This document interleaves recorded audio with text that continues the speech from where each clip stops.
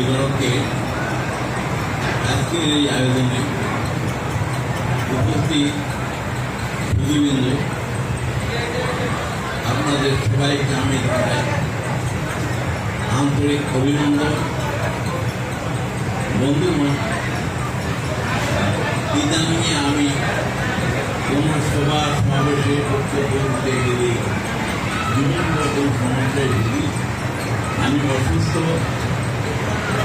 আজ 3 বছর যাবৎ ক্যান্সারে আক্রান্ত, যে কারণে আমার ভিতরে অনেক রকম বড় কাজ করে। সব কিছু মিলিয়ে আজকে এই অনুষ্ঠানে দিবারকের পক্ষ থেকে আমাকে আমার মতো একজন ক্ষুদ্র মানুষকে যে সম্মান বা প্রদান করা হলো, এর জন্য আমি দিবারককে আন্তরিক শুভেচ্ছা জ্ঞাপন করছি। সঙ্গে সঙ্গে আমি আমার এই জীবনে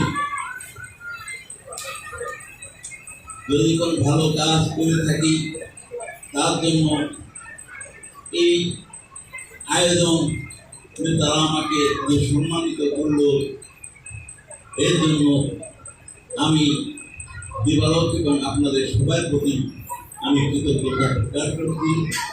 আপনারা আমার জন্য দোয়া করবেন, যাতে আমি আমার এই কঠিন রোগ থেকে